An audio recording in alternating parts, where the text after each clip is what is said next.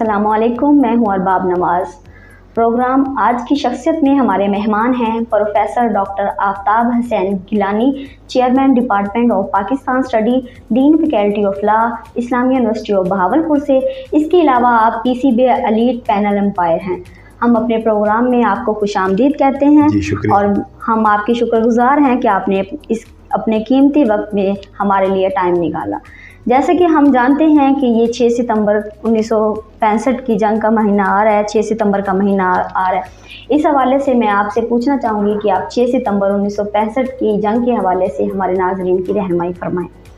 जी, जैसे कि आपने जिक्र किया 6 सितंबर 1965 की जंग के हवाले से हर साल 6 सितंबर को यौम दिफा पाकिस्तान मनाया जाता है। ये वो दिन है जब 6 सितंबर 1965 को भारतीय जारहियत का हमें सामना करना पड़ा और भारत ने अपने मज़मूम मकासद के हसूल के लिए पाकिस्तान की सरहदों की वायलेशन की, लाहौर, सियालकोट ख़ास तौर पर, और पाकिस्तान को कैप्चर करने की कोशिश की। लेकिन अल्लाह के फजल व करम से पाकिस्तान की जुर्रतमंद फ़ौज, क़यादत और अवाम सारे एक पेज पे थे और अल्हम्दुलिल्लाह हम ये देखते हैं कि 6 सितंबर से लेकर 23 सितंबर तक 17 दिन तक जंग लड़ी गई और भारत जो रकबे, वसाइल, आबादी के लिहाज से सबसे बड़ा मुल्क है, लेकिन अल्लाह ताला की ख़ास करम नवाज़ी हम पे है।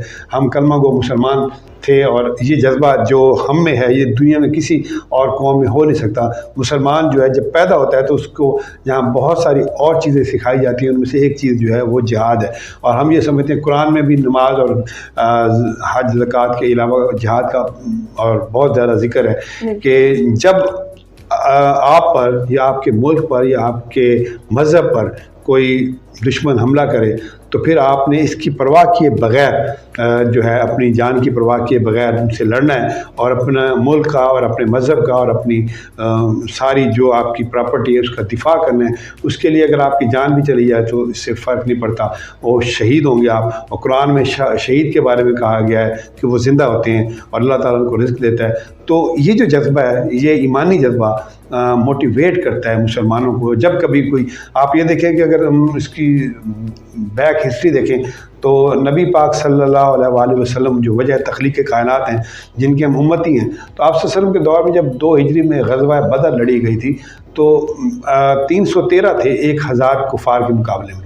लेकिन जज्बा ईमानी से वो भरपूर तरीके से जज्बा ईमानी उनमें पाया जाता था सहाबा कराम में, तो उन्होंने इसकी परवाह नहीं की कि वो अफराद हमसे अफरादी क़ुव्वत में ज़्यादा हैं या उनके पास असला, उस वक़्त का असला जो तीर और कमान और नेज़े और घोड़े और ऊँट की सूरत में होता था वो उनके पास ज़्यादा था। लेकिन क़ुव्वत ईमानी और नबी पाक सल्लल्लाहु अलैहि वसल्लम के डायरेक्ट तरबियत याफ्ता सहाबा कराम ने उनसे जंग लड़ी और वो कहा जाता है ना कि फ़िज़ाए बदर पैदा कर, फ़रिश्ते तेरी नुसरत को उतर सकते हैं गर्दों से, कतार अंदर कतार अभी। तो 313 ने 1000 पर जो है बरतरी हासिल की अल्हम्दुलिल्लाह। और वहाँ से ये तारीख़ हमें मिलती है नबी पाक सल्लल्लाहु अलैहि वसल्लम के उस सहाबा कराम का जज्बा हम में आया।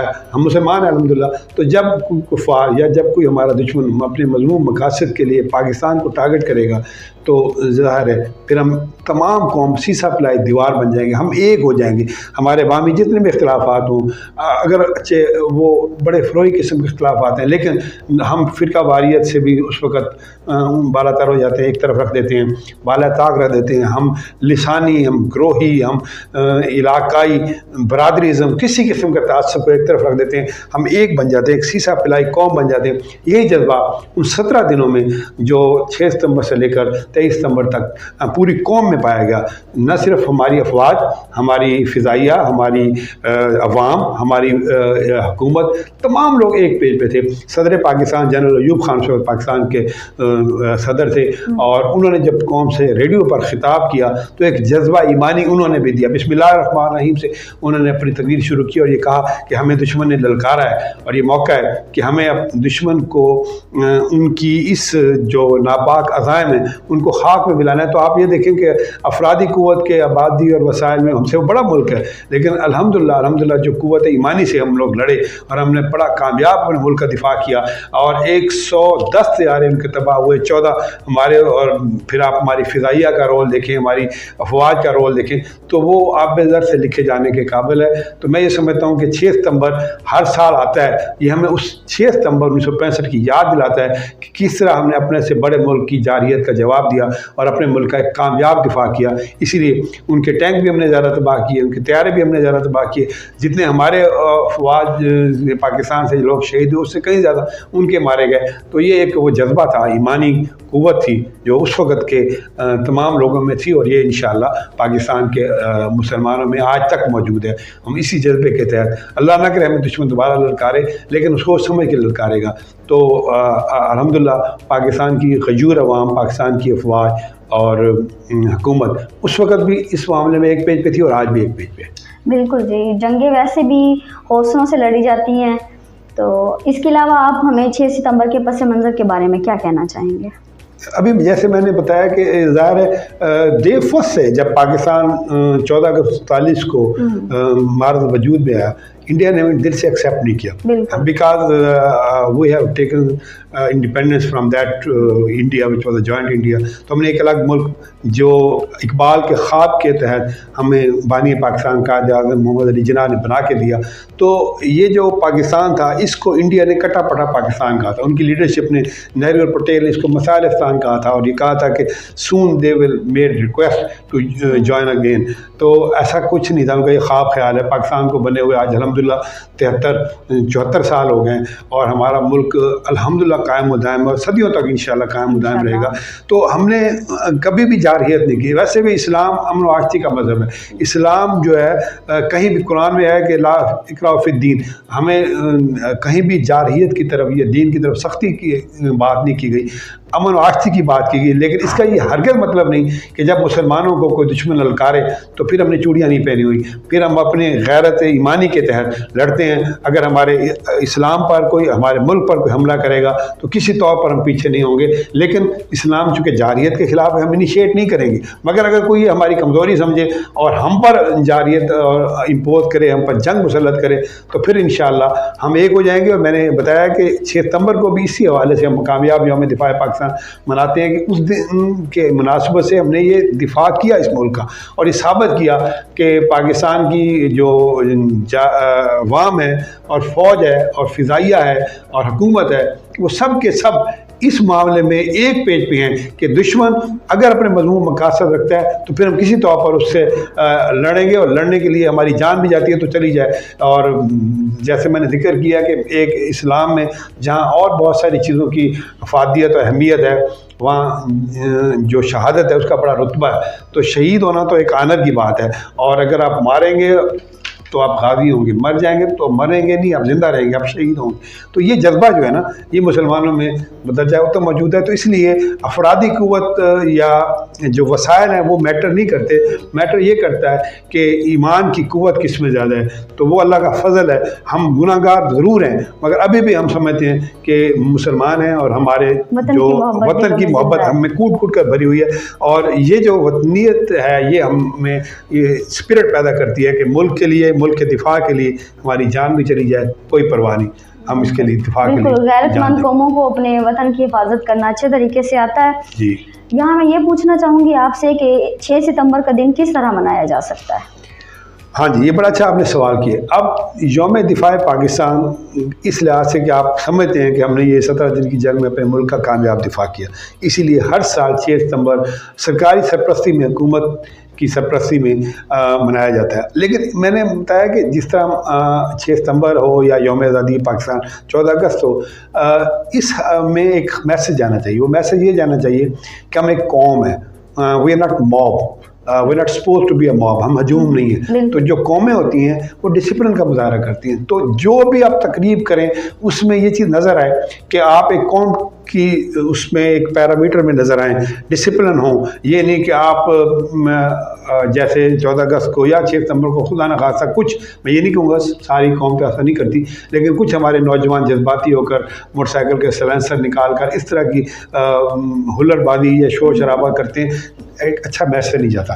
हमें एक डिसिप्लिन कौम है, हमें इस दिन को एक फ़तह के तौर पे मनाना चाहिए। सबसे पहले तो हमें नवाफिल पढ़ने चाहिए, अल्लाह का शुक्र अदा करना चाहिए कि हम अपने से वसाइल के लिहाज से बड़े मुल्क से फ़तह याब हुए। दूसरा ये है कि हमें अपनी फ़ौज पाकिस्तान को, अपनी फ़िज़ाइया को जो है उनको ट्रिब्यूट पेश करना चाहिए। वो जो लोग शहीद हो गए हैं उनके रुतबे की बुलंदी की दुआ करनी चाहिए, और जिन लोगों ने इस जंग में बहादुरी से मुकाबला किया उनके लिए हमें जो है अच्छे कलमात कहने चाहिए, खराज तहसीन पेश करना चाहिए। यूनिवर्सिटी, कॉलेजेस, स्कूल और सरकारी लेवल पर तकारीब होनी चाहिए। 6 सितंबर की अहमियत, अफादियत हमारी आने वाली नस्लों को बतानी चाहिए। उस जंग में जो वाक़यात हुए, जिस तरह खेमकरन का महाल हो या सियालकोट हो या लाहौर हो, जहाँ भारतीय जारहियत को, उनके टैंकों को वापस आने पर मजबूर किया गया, उनको तबाह किया गया, और लोगों ने अपने जज्बा ईमानी के तहत जिस्म के साथ बम बांध कर वो टैंकों के नीचे लेट गए थे। ये सारी चीज़ें बतानी चाहिए, और अपने इस खुशी को अल्लाह का शुक्र अदा करते हुए मनाना चाहिए, बेहंगम तरीके से नहीं मनाना चाहिए, और एक कौम बनकर जज्बा है उसको इजहार करना चाहिए, एक हजूम बन के निकलना चाहिए। बिल्कुल डॉक्टर साहब, आपने बहुत अच्छी बात की। अब मैं आपसे ये पूछना चाहूँगी कि 6 सितंबर जो है हमारी पाकिस्तानी अवाम के लिए आपके ख्याल में क्या पैगाम लेके आता है? हमारी अवाम को इससे क्या पैगाम लेना चाहिए? जी, मैं समझता हूँ ज़ाहिर है इससे हमें यही पैगाम मिलता है कि हम इरादा करते हैं, हम अपने उस फ़तह को सेलिब्रेट करते हैं। हम ये समझते हैं कि हम अगर आज भी एक हो जाएं, बामी इख्तलाफात ख़त्म कर दें, हमें फ़िरकावारियत ना हो, हमें लिसानी, गिरोही और ज़ात बरादरीज़म ना हो, we should introduce ourselves that we are Muslim and we are a Pakistani होने पे हमें फ़ख्र है, मुसलमान होने पे फ़ख्र है, लेकिन अपने मिनॉरिटीज़ का भी हमें ख्याल रखना है। वो पाकिस्तानी जो पाकिस्तान के शहरी हैं लेकिन नॉन मुस्लिम हैं, उनको भी हमें साथ लेके चलना है। उनके भी वही राइट्स हैं जो हमारे हैं, हमारे कॉन्स्टिट्यूशन के मुताबिक, हमारे नबी पाक सल्लल्लाहु अलैहि वसल्लम की लाई हुई तालीमात के मुताबिक। तो हमने गैर मुस्लिमों के साथ भी नारवा सलूक नहीं करना। ईमान की दावत ज़रूर देनी है, लेकिन तलवार से ना तो इस्लाम फैला है, ना तलवार से इस्लाम को फैलाना है। और एक होकर हमने ये साबित करना है कि जब हम एक होंगे, हमारे अख्तलाफात नहीं होंगे, और फिर हमें दुश्मन जो है वो हमारा कुछ भी नहीं बिगाड़ सकता। अल्हम्दुलिल्लाह पाकिस्तान दुनिया का इस्लामी मुल्कों में से न्यूक्लियर पावर मुल्क है, और चंद ममालिक में से एक मुल्क है जो न्यूक्लियर पावर है। तो इंडिया को ये भी पता है, तो इसलिए हमारा दुश्मन हमें सोच समझ के अब ललकारेगा। और फिर मैं वही कहूँगा कि हम एक कौम बने, और एक कौम तब हम बनेंगे जब हम अपने छोटे मोटे इख्तलाफात को हवा नहीं देंगे। दुश्मन के मुकाबले में हमें सीसा पिलाई दीवार बन के एक होकर उनसे लड़ना है, तो अल्लाह का फजल आपके साथ होगा। और आज के गए गुजरे दौर में भी अगरचे हम उस तरह के मुसलमान नहीं हैं जिस तरह के मुसलमान नबी पाक सल्लल्लाहु अलैहि वसल्लम के करीब थे, सहाबा कराम थे, हम बहुत गुनहगार लोग हैं, लेकिन अगर हम अपने अंदर कुछ कुरान और हदीस के मुताबिक चीज़ें ले आएँ तो अभी भी हम मुसलमान होने के नाते एक काबिल फ़ख्र कौम है, और हम अपने दुश्मन को उनके दांत खट्टे कर सकते हैं। बिल्कुल सही कह रहे फरमाया आपने कि दुश्मनों से लड़ने के लिए एक मुत्तहिद कौम का होना ज़रूरी है। तो जैसा कि आपका ताल्लुक़ जो है इस्लामी यूनिवर्सिटी भावलपुर से भी है, तो इस बारे में मैं पूछना चाहूँगी कि आप इस्लामी यूनिवर्सिटी भावलपुर जो है वो 6 सितंबर को किस तरह सेलिब्रेट करती है? जी, इस्लामी यूनिवर्सिटी भावलपुर की खुशकिस्मती है कि पिछले 2 साल से जब से मौजूदा vice chancellor engineer professor doctor Atar Mehboob साहब ने टेक ओवर किया है, तो ये मैं बिला मुबालगा बता रहा हूँ कि यूनिवर्सिटी एक राइट ट्रैक पे है। हर तरफ अल्हम्दुलिल्लाह एक तरक्की के ज़ीने जो हैं वो तय कर रही है यूनिवर्सिटी। वो एकेडमिक साइड हो, वो एक्स्ट्रा करिकुलर एक्टिविटीज़ हों, को करिकुलर एक्टिविटीज़ हों, सेमिनार हों, सिम्पोजियम हों, कॉन्फ्रेंसेस हों, रिसर्च हो या स्पोर्ट्स हो, उनका हर तरफ उनकी निगाह है और हर चीज़ पे वी साहब का फोकस है। तो जो भी इवेंट आता है, अब ये इत्तफाक है 6 सितंबर चूँकि यौम दिफा पाकिस्तान है, direct related to department of Pakistan studies है, तो अल्हम्दुलिल्लाह हम एक वेबिनार करवाने जा जा रहे हैं 6 सितंबर 1965 के हवाले से, जिसमें हमें प्रोफेसर डॉक्टर इकबाल चावला साहब जो फार्मर डीन हैं सोशल साइंस और ह्यूमैनिटी पंजाब यूनिवर्सिटी के, वो हमारे की नोट स्पीकर होंगे। और उसमें हमारे जो वाइस चांसलर हैं जिन्हें प्रोफेसर डॉक्टर अतर महबूब साहब उसमें शामिल होंगे, वो भी खिताब फरमाएंगे। डॉक्टर जावेद हसन चांडियो जो हमारे डीन हैं आर्ट्स और लैंग्वेजेस के, वो भी उसमें मौजूद होंगे। तो एक अच्छा पैगाम जाएगा और 6 सितंबर की अफादियत और अहमियत बताई जाएगी और इस दिन को किस तरह मनाना है इस हवाले से और इसकी पस मंज़र क्या है, डॉक्टर चावला साहब इस पर खिताब करेंगे। और मैं बता रहा था कि यूनिवर्सिटी जब से मौजूदा वीर साहब आए हैं कोई इवेंट हम मिस नहीं करते और ये उनका खुद विजन है, ये उनकी पॉलिसी का हिस्सा है कि हमें तमाम वो दिन जिनकी निस्बत से पाकिस्तान की अहमियत बनती है या जिसकी वजह से पाकिस्तान को हाईलाइट किया जा सकता है और हमें वो करना है। तो इंशाल्लाह इस दिन के निस्बत से और भी प्रोग्राम होंगे। तो डिपार्टमेंट ऑफ पाकिस्तान स्टडीज़ भी एक सेमिनार जो है वेबिनार करवाने जा रहे हैं। जैसा कि आपने जिक्र किया कि नए वाइस चांसलर के आने से जो है यूनिवर्सिटी दिन दुगनी रात चुगनी तरक्की कर रही है, तो इस हवाले से मैं पूछना चाहूँगी कि स्पोर्ट्स के हवाले से यूनिवर्सिटी जो है क्या किरदार अदा कर रही है? जी, मैंने बताया ना कि वीसी साहब का विजन है और फोकस है उनका तमाम चीज़ों पे, एकेडमिक साइड पे, रिसर्च साइड पे, और ज़ाहिर है को करिकुलर एक्टिविटीज़ स्पोर्ट्स भी इसमें शामिल है।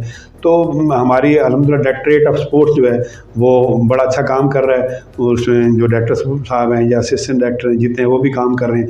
और यूनिवर्सिटी ने इस साल भी हमेशा की तरह पोजीशन लिया है कि मुख्तलिफ गेम में, क्रिकेट और बेसबॉल में वो स्टूड थर्ड। क्रिकेट में ख़ास तौर पर इसलिए ज़्यादा मैं कहूँगा कि बेसबॉल में तो 8 टीमें थी, लेकिन क्रिकेट में वो stood third out of 64 universities.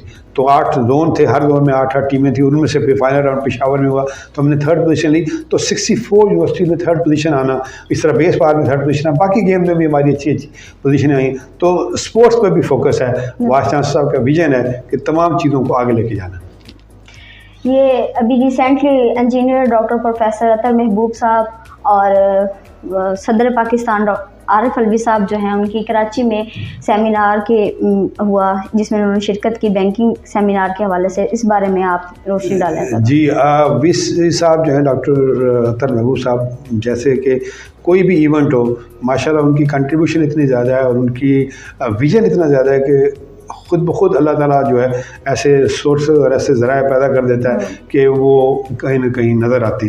तो प्राइम मिनिस्टर इमरान खान का दौरा रहा है भावलपुर का, और हालांकि वो किसान कार्ड के लिए आए थे, लेकिन वो चूँकि वेन्यू हमारी यूनिवर्सिटी का था तो वाइस चांसलर साहब की रिक्वेस्ट पे उन्होंने मुख्तलिफ प्रोजेक्ट जो है उनकी इनॉग्रेशन की, जिसमें नर्सिंग है, जिसमें हमारी जो ख़ास तौर पर एग्रीकल्चर के हवाले से हमारी उसका इफ्तिताह किया, नर्सिंग का जो हमारा नया डिपार्टमेंट उसका इफ्तिताह किया, फिर पवेलियन का इफ्तिताह किया। इसी तरह और एक सिटिंग प्राइम मिनिस्टर ने यूनिवर्सिटी में खड़े होकर हमारे वाइस चांसलर साहब को और फैकल्टी मेंबर्स को बहुत ज़्यादा शाबाश दी और उनके काम को सराहा, कहा कि रिसर्च की फील्ड में ख़ास तौर पर एग्रीकल्चर में जो आप काम करें गो अहेड, हम आपके साथ हैं, पंजाब गवर्नमेंट भी। इसी तरह सदर पाकिस्तान से कराची में जो अभी आपने सवाल किया उस हवाले से भी बैंकिंग के हवाले से जो एक कॉन्फ्रेंस हुई है उसमें जनाब वाइस चांसलर साहब तशरीफ़ ले गए हैं। तो इस लिहाज से भी यूनिवर्सिटी को एक बूस्टअप मिलेगा और इस तरह के एक्टिविटीज़ जिसमें इस लेवल के डिग्निटरी सदर और वज़ीर आज़म, गवर्नर और वज़ीर आला इस तरह के लोग शामिल हों और वाइस चांसलर साहब को रिप्रेजेंटेशन का मौका मिले, तो ये यूनिवर्सिटी के लिए भी एजाज़ की बात है और बज़ात खुद उनके लिए भी एजाज़ की बात है। तो यहाँ मैं आपसे ये पूछना चाहूँगी कि इस्लामी यूनिवर्सिटी में जो एडमिशन के हवाले से जो हमारे नाज़रीन हैं उनको आप आगाह कर दें। जी, आजकल एडमिशन हो रहे हैं from BS to PhD, BS MPhil master तो अब ख़त्म हो गया, लेकिन जो 5वां सेमेस्टर है उसमें 4 सेमेस्टर करने के बाद जो बच्चा 5वें सेमेस्टर में आएगा और 6वां 7वां 8वां मुकम्मल करेगा तो उसका BS 8 सेमेस्टर मुकम्मल हो जाएगा इक्वल टू मास्टर।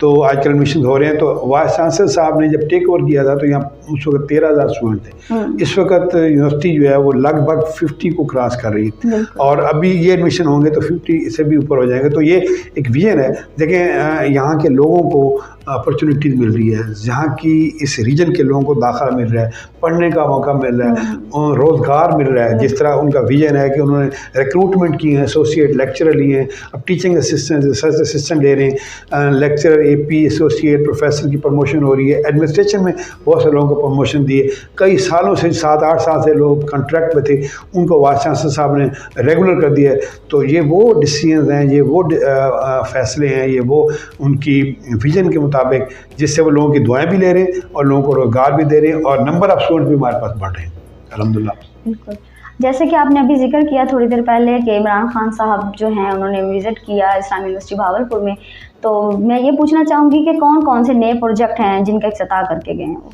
जी, वो मैंने अभी जिक्र किया ना कि वो एक हमारा नर्सिंग स्कूल है जो नया डिपार्टमेंट है, मौजूदा भी साहब ने ही उसको खोला है और ये बहुत कम यूनिवर्सिटीज़ में है। तो इसके हवाले से किया, एग्रीकल्चर के हवाले से जो हमारी ख़ास तौर पर हमारे जो 2 कुलीग हैं जिनका इस पे बड़ा काम है, तो डॉक्टर बंदेशा, इकबाल बंदेशा साहब हैं और डॉक्टर अली रज़ा साहब जो चाइना से आए हैं, जो एक नई अपना टेक्निक लेके आए हैं कि 2 जैसे सोयाबीन है और उसको मिलाया जाए तो एक नई तीसरी पैदा होती है। इस डॉक्टर बंदेशा साहब का एग्रीकल्चर के हवाले से ख़ास तौर पर काटन के हवाले से, काटन के बीज के हवाले से बड़ा काम है। तो वो प्रोजेक्ट का इफ्तिताह किया नर्सिंग, और उसके अलावा हमारा जो पेवेलियन है क्रिकेट का, उसका भी इफ्तिताह किया। तो इमरान खान साहब प्राइम मिनिस्टर ऑफ पाकिस्तान जो तशरीफ़ लाए वो बड़े खुश थे और उन्होंने कहा कि मुझे यूनिवर्सिटी आकर यूनिवर्सिटी के काम ख़ास तौर पर एग्रीकल्चर में जो रिसर्च हो रही है ये देख के बड़ी खुशी हुई है। तो उन्होंने एडमायर किया पूरी फैकल्टी को और वाइस चांसलर साहब को। जी, तो यहाँ मुझे अच्छा लगा आप अपने यूनिवर्सिटी के बारे में जो है इतनी दिलचस्पी से इंफॉर्मेशन दे रहे हैं। तो यहाँ पे मैं ज़रा ये सवाल पूछना चाहूँगी कि आपको कितना अर्सा हो गया इस यूनिवर्सिटी से मुंसलिक हुए और आपका एक्सपीरियंस कैसा है? अल्हम्दुलिल्लाह मेरी वाबस्ती यूनिवर्सिटी से तकरीबन 15 साल हो गए। उससे पहले मैं I started my career as a lecture from Balochistan university Quetta. तो फिर मैं वहाँ तकरीबन पौने 2 साल रहा, लेकिन चूँकि वो ट्रांसफरेबल जॉब नहीं थी तो ड्यू टू माई पेरेंट्स, वो मेरे पे डिपेंडेंट थे, तो I have to resign that job. फिर मेरी सिलेक्शन होगी कॉलेज ऑफ कैडर में through professor commission. I join SC college Bahawalpur, Minchinabad कुछ अर्सा रहा, डेरा नवाब भी रहा, लेकिन मेरी ज़्यादा सर्विस एससी कॉलेज भावलपुर की है। तो PhD मैंने 2003 में कर ली थी। उसके बाद मैं फिर यूनिवर्सिटी में ज्वाइन किया, असिस्टेंट प्रोफेसर आया, एसोसिएट हुआ, अल्हम्दुलिल्लाह अब प्रोफेसर के तौर पर काम कर रहा हूँ। तो मैं इस यूनिवर्सिटी में मेरे लिए एजाज़ की बात है कि मैं इस यूनिवर्सिटी का स्टूडेंट भी रहा हूँ। I did my masters and PhD from this university और फिर यहाँ पे मैं सर्व कर रहा हूँ अल्हम्दुलिल्लाह एज ए टीचर मैंने ज्वाइन किया। अब मैं इस वक्त एक डिपार्टमेंट को हेड भी कर रहा हूँ और फैकल्टी ऑफ लॉ का डीन भी हूँ। तो I am very much happy and satisfied with my performance. मैं कोशिश करता हूँ जो जिम्मेदारी वाइस चांसलर साहब ने दी है उनकी तवक्कुआत पर मैं पूरा उतर सकूँ और मैं अपने डिपार्टमेंट को और अपनी फैकल्टी को आगे लेके जा सकूँ और वो कंट्रीब्यूट करें हम यूनिवर्सिटी के लिए। Thank you so much doctor साहब, बहुत अच्छा लगा आपसे बात करके। जी, आपका भी बहुत शुक्रिया और आपके चैनल आवाज़ भावलपुर का भी बहुत शुक्रिया।